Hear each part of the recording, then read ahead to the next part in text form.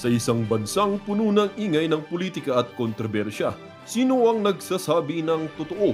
Sino ang nasa panig ng bayan? Welcome to Bayang Pinas, ang news channel na hindi takot maglatag ng katotohanan.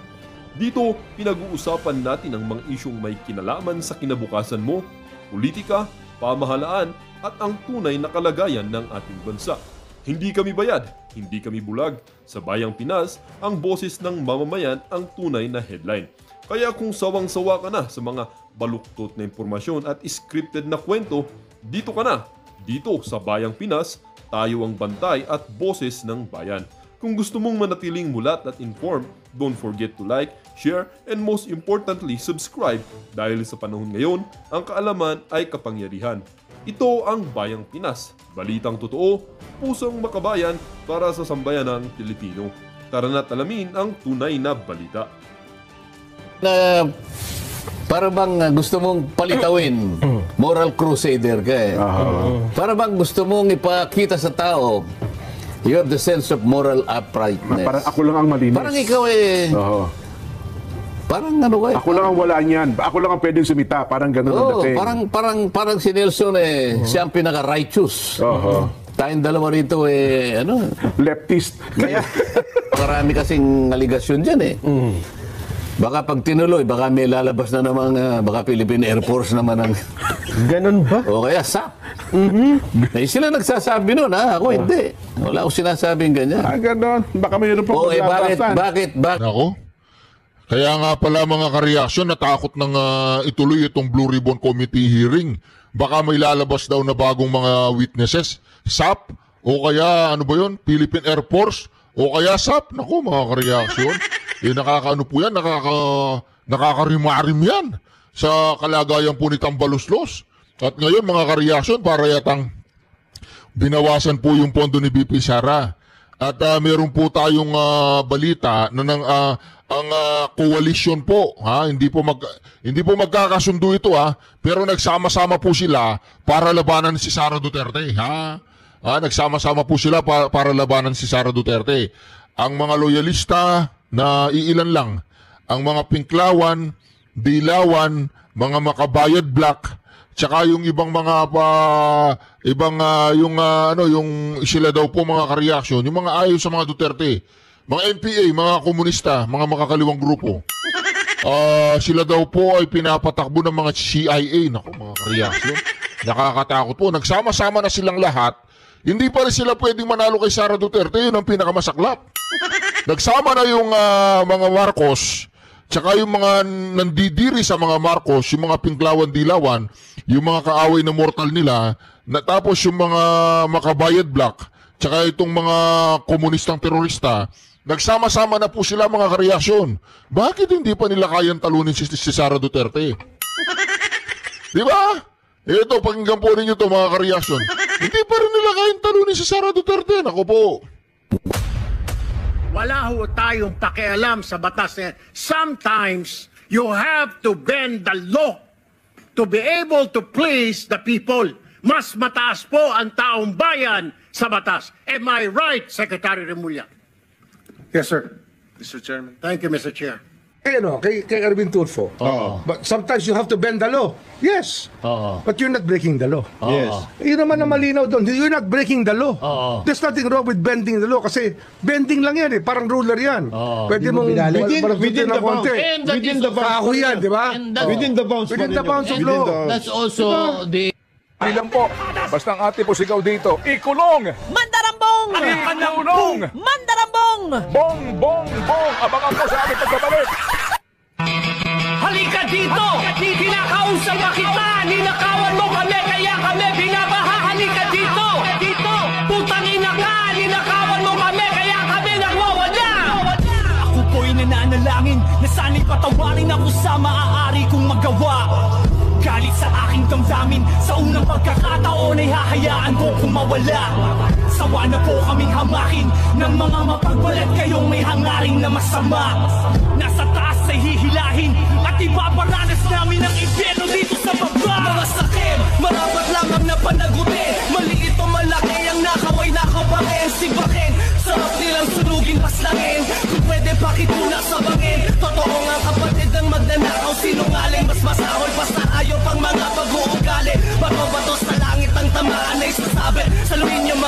Solid ang naipon naming galing. Alright, reaction, TVBase, nagbabalik reaction. Napakaganda po ng pag-uusapan natin ngayon mga ka-reaction. Mantakin po ninyo mga ka-reaction ha.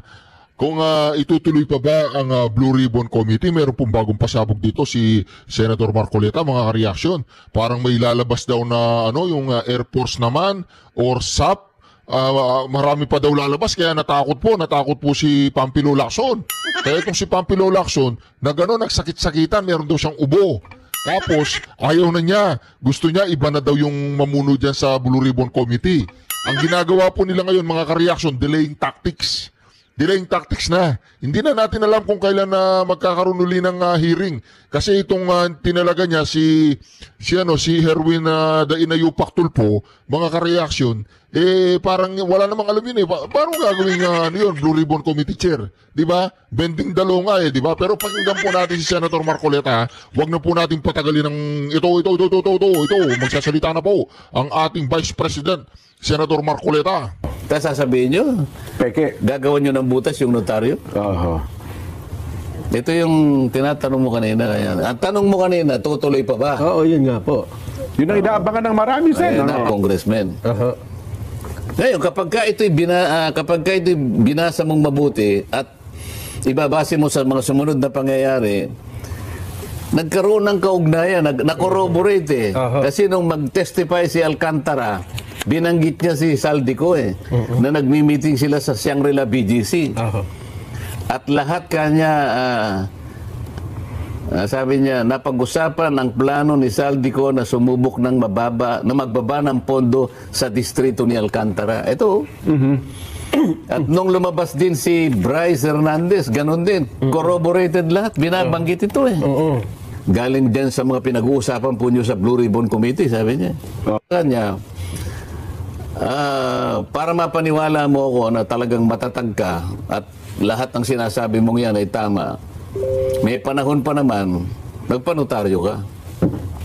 Para sa akin lang yun Opo naman. Para pabilibin niya lang ako. Kasi mabigat yung Yung mga akusasyon niya. Nung basahin ko, sabi ko, mabigat yan nakahanda ka ba riyan? Opo. Ba't mo gagawin to? Para sa bansa po kanya. Ako po ay nalulungkot na yung palang mali-malitang perang binubuhat namin at dinadala sa mga bahay-bahay yung pala ay galing dyan sa mga pinag-uusapan po nyo sa Blue Ribbon Committee, sabi niya. Matagal ka ako nahanap Kung sige ka ako, sige, finalize mo na yan. Kung total, may oras pa naman, sumanap ka ng notaryo. Nakahanap doon sa may Villaruel Street. Sabi ko sa kanya, litratuhin mo yung kung saan ka nagpanotaryo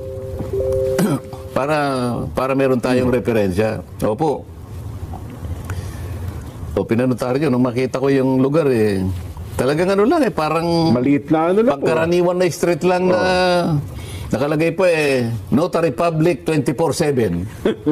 Walang tulugan yun, Sen. Kasalanan ba ni Gutesa na magpanotaryo doon Sino bang magdadrysil, hindi ba sila? Yes po. Sino maglalagay ng document number, page number, book number, bla bla bla?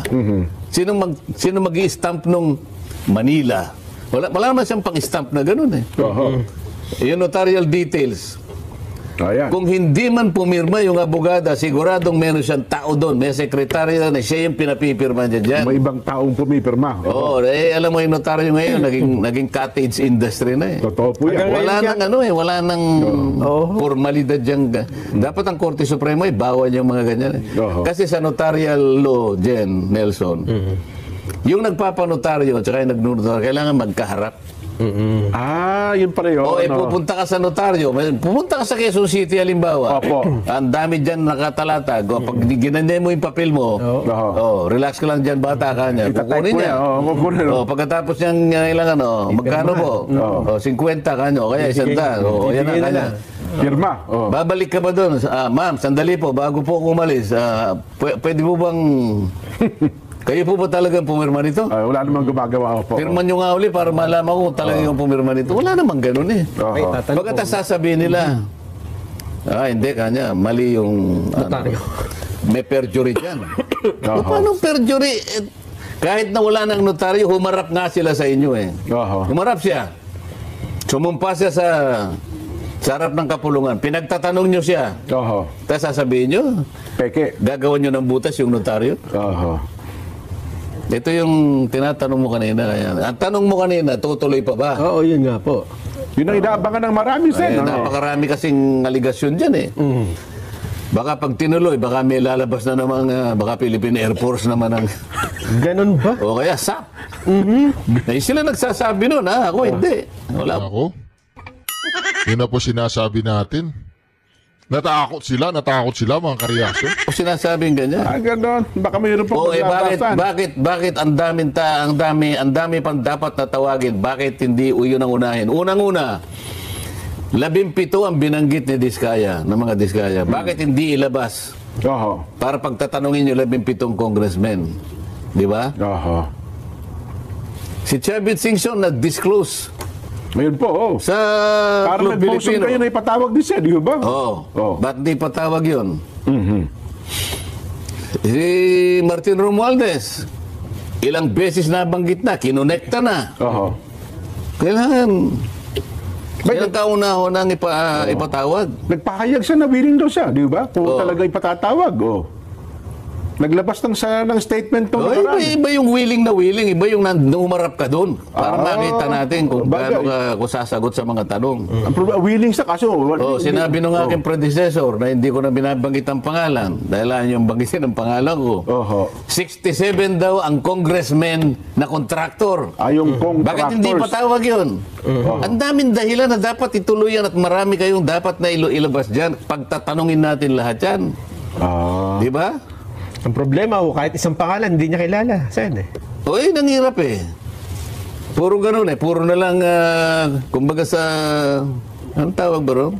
Puro press release. Hindi, pagka may pelikula, may trailer. May trailer. Parang ganun eh. Trailer. 67 congressmen na kontraktor. Tapos, hindi naman mong pa. Paano yung mga binanggit niya na mga, dalawa yung kanyang, Si Pampilo Lacson po mga kareaksyon ang tinutukoy niya ditong predecessor niya. Dadanan itong Pinky na to. Magpakalalaki ka si Pinky, harapan, hindi talikuran. Kung talagang matapang ka at meron kang bayag, katulad ni Marcoleta, labanan mo si Marcoleta kaya nga nag-resign. Nag-resign. Bakit? Hindi niya kaya si Marcoleta sa debate. Di ba? Si Pinky, ang kaya lang niya yung sabi nga ni Kiko, yung katulad yung mga pulis. Mga kuratong baliling ba yun? Ay, hindi ko alam eh. Basta't lang daw siya sa mga katulad ng mga pero pagdating sa mga katulad yung mga politisyan, wala siyang binatbat. No? Kay Kiko nga lang eh, di ba? Si Kiko. Naging privilege speech. Opo. Ilan ang contractors na binanggit niya doon? Mahigit na 10. Oho. Hindi ba natin tatawagin doon? Hindi ba natin pagtatatawagin? Kasama doon ang SunWest. Ang SunWest, this is the company founded by Saldico. Siya yung pinakamaraming nilatag na mga insertions na binabanggit ni Toby Chango. 13.8 billion, 2 probinsya lang. Hindi mo ba tatawagin itong mga ito? Hindi man lang natanong siya eh. Yung mismong kumpanya ni Saldico, hindi mo tatawagin? 15 yung sinabi ng presidente, hindi mo lahat tatawagin? Baka ipaubaya na po sa ICI, Sen. Kasi mukhang ICI na po ang tumutuntun sa lahat ng ito eh.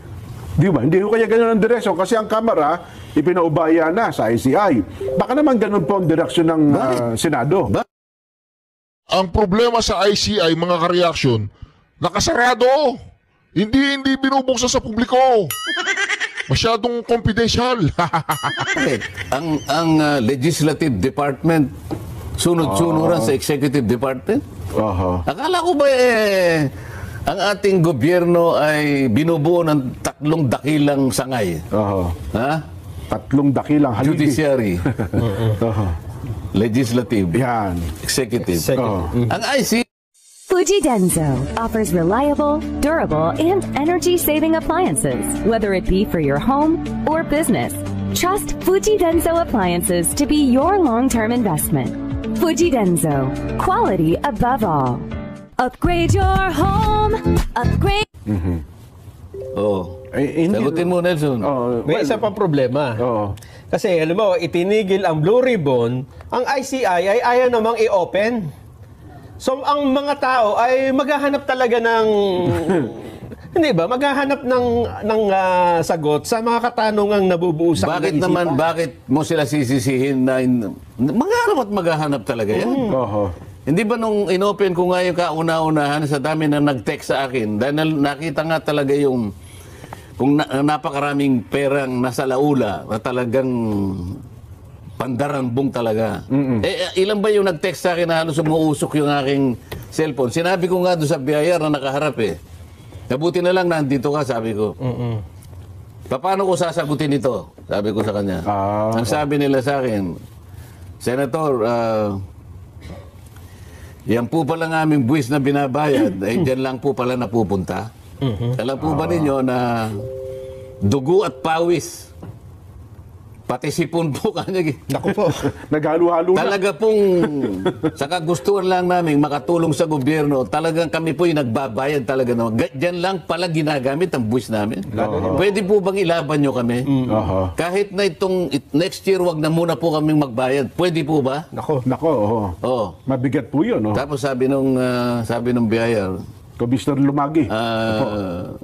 Tama naman po sila, sir. Sabi niya, hindi ko po sila masisisi.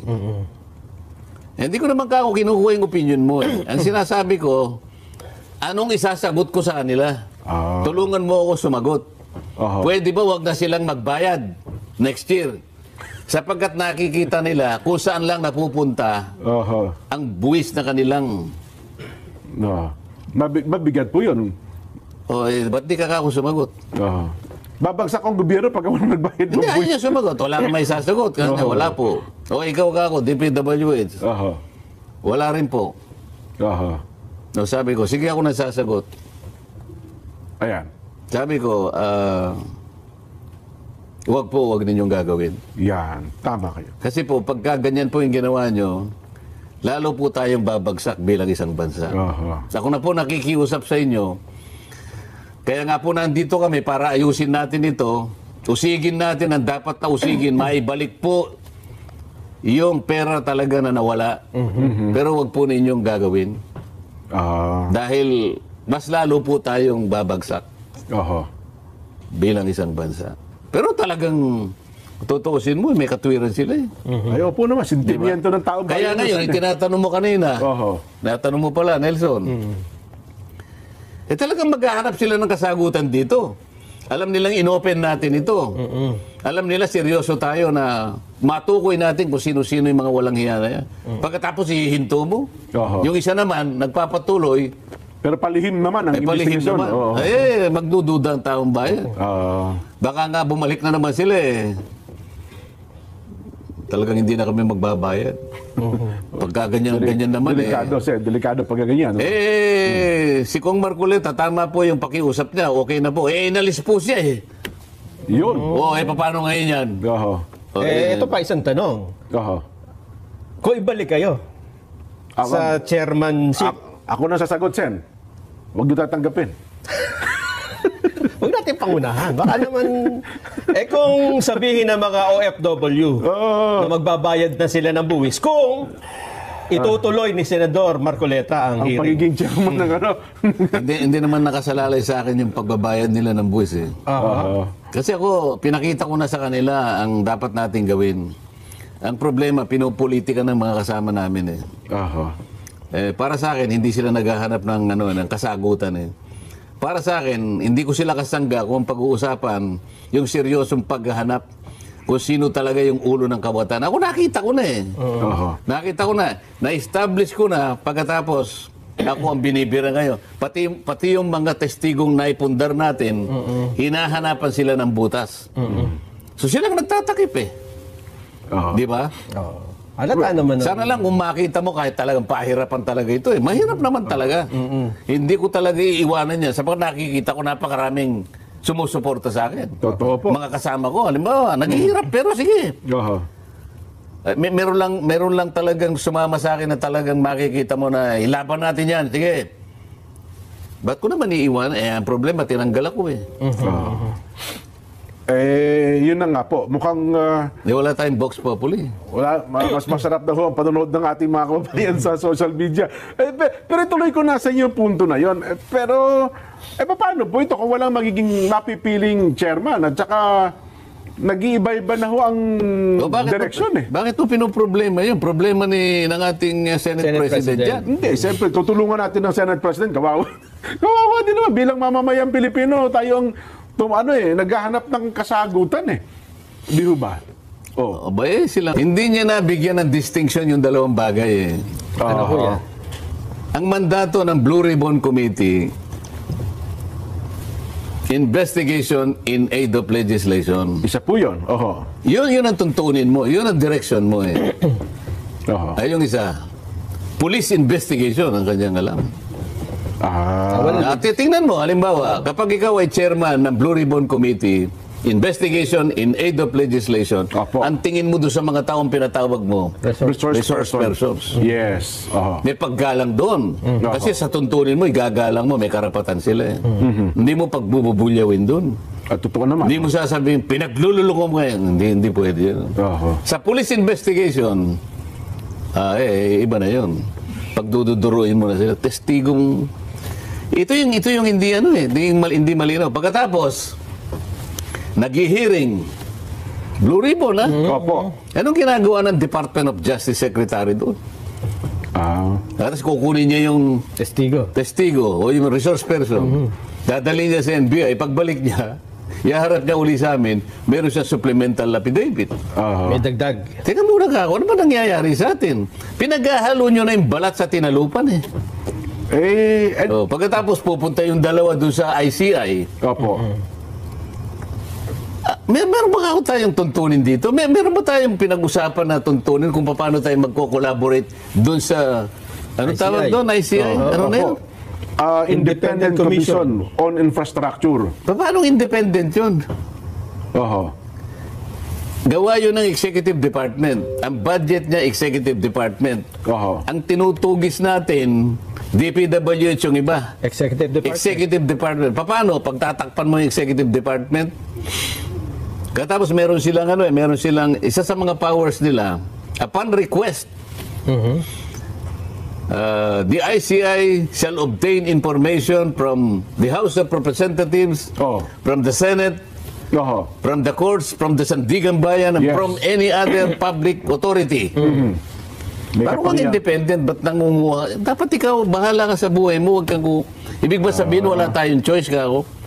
Pag nag-request sila, kamukha na ginagawa nila. Obligado kayo ibigay mga dokumento. Kailangan namin, dalhin mo rito si Hernandez. Humaharap nga sa kanila. Wala ba kaming karapatang tumanggi? Nasaan na yung sinasabi nating system of checks and balances? Nasaan na yung institutional boundaries? Nasaan na yung separation of powers? Separation of powers. Halimbawa, nag-request yung ICI. No. Wala kaming karapatang magsabi ng no. Meron. Kanya-kanya tayong di ba? Departamento eh. Ito halo-halo na eh. Pupunta sila doon sa makikipag-meeting sa ICI. Darating ang Department of Justice Secretary dito. Halo-halo kaming ganyan. Anong klaseng Blue Ribbon Committee ito? Ito yung sinasabi ko pagkatapos magsasalita sila. Daldal na ka ng daldal yun. Sinasabi ko lang naman ang mali. Alang namang hindi ko sabihin ang mali. Halo-halo na yung ginagawa natin. Wala nang respetuhan. Ayaw naman nilang humarap. Sasagot sila sa akin sa Twitter. Bakit? Sasagot sila sa akin sa Twitter. Taka bang ganun? Kasi alam mo naman na Senado, ano bang pinag-usap? Kaya nga sinabi Senado eh. The Senate is a deliberative body. It's a parliamentary body. This is where you discuss every issue. Yes po. Harapin mo, dumibati ka. Talagang nandiyan. Dumibati ka. Talaga. Ayaw mo, tumayo ako, aalis ka. Pagkatapos sasabihin na, dapat diniliber mo yan nung nandito siya. Bakit? Kailangan ko ba sabihin sa inyo, ladies and gentlemen, I'm going to deliver a privilege speech this afternoon. Please do not go out. Huwag kang alis. Kaya ko ba? Please, let Please me your wait for ears. me. Alam nila nasa agenda eh. O, umalis sila. Ibig sabihin, ayaw nilang pakinggan.